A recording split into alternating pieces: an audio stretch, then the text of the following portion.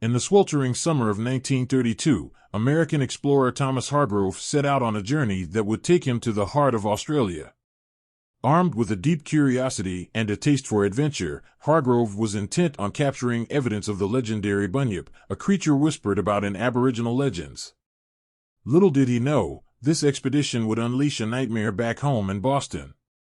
After weeks of fruitless searching through the swamps and billabongs of the Australian outback, Hargrove finally encountered the elusive beast. Late one evening, as the sun dipped below the horizon and the landscape took on a surreal quality, Hargrove heard an eerie, guttural sound echoing through the dense underbrush. His heart pounded as he and his guide, an Aboriginal tracker named Warren, crept closer to the source. There, in a muddy waterhole, they saw it.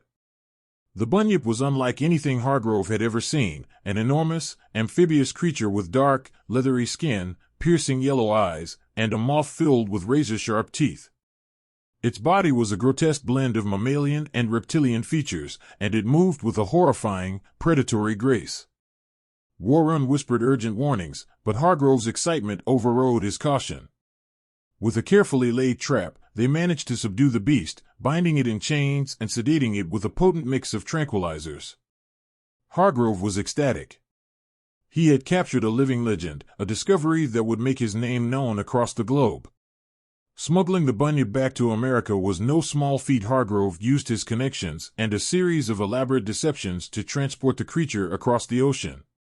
The journey was fraught with danger. The Bunyip's occasional thrashing tested the strength of its bonds and the resolve of the crew. But finally, after weeks at sea, they arrived in Boston. Hargrove had no intention of letting the scientific community study his prize. Instead, he partnered with a traveling carnival, envisioning fame and fortune as people flocked to see the monstrous wonder. The Bunyip was caged in a reinforced steel enclosure, its presence shrouded in secrecy until the grand unveiling. The carnival opened with great fanfare, drawing crowds from all over the East Coast. Hargrove reveled in the attention, confident that his discovery would become the talk of the nation.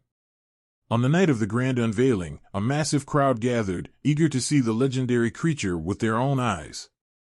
As the curtain was pulled back, gasps of awe and terror rippled through the audience. The Bunyip, still groggy from its journey but unmistakably menacing, let out a low, rumbling growl. Hargrove stood proudly beside the cage, soaking in the acclaim. But the creature's eyes, filled with a cold, calculating intelligence, were fixed on the crowd. That night, as the carnival wound down and the patrons drifted away, something went terribly wrong. Whether it was due to a flaw in the cage's design or the Bunyip's sheer strength, the beast broke free. The first to fall victim were the carnival workers, their screams piercing the still night air. News of the escape spread quickly, and panic gripped the city. The Bunyip prowled the darkened streets of Boston, leaving a trail of death and destruction in its wake.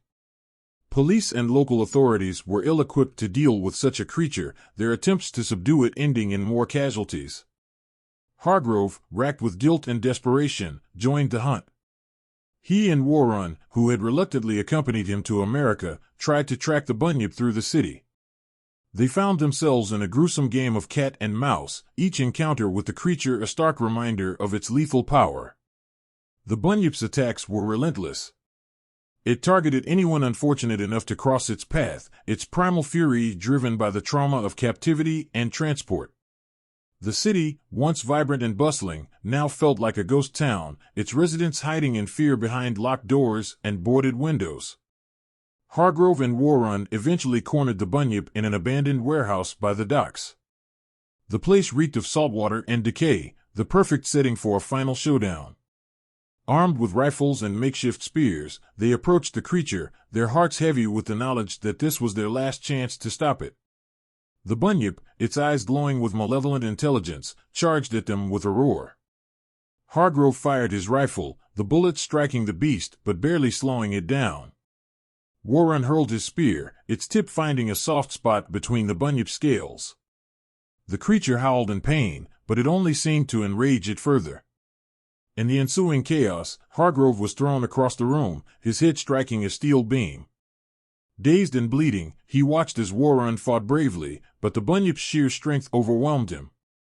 With a final, savage strike, the creature felled the tracker, his body crumpling to the ground.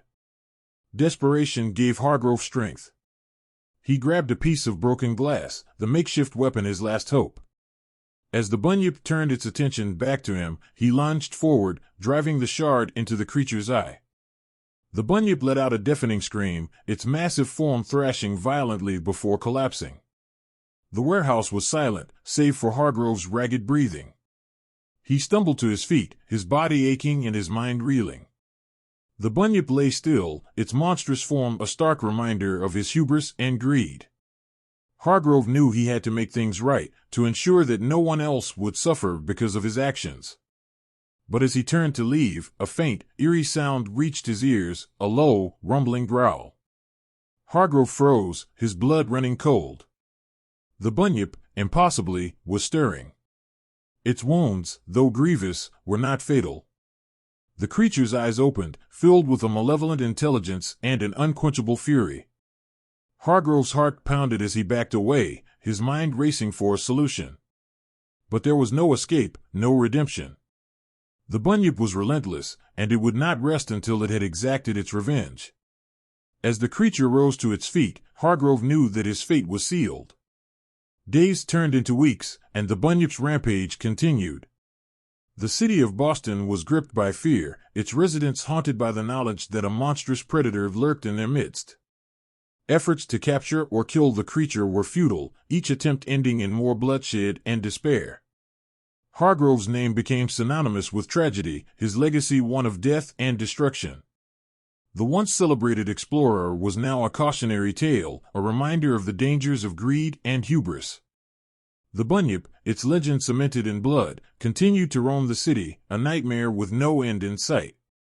And so, the tale of the Bunyip of Boston passed into urban legend, a story whispered in hushed tones and fearful glances. The creature, born of ancient myth and unleashed by human folly, remained a shadowy terror, its existence a testament to the darkness that lies beneath the surface of curiosity and ambition.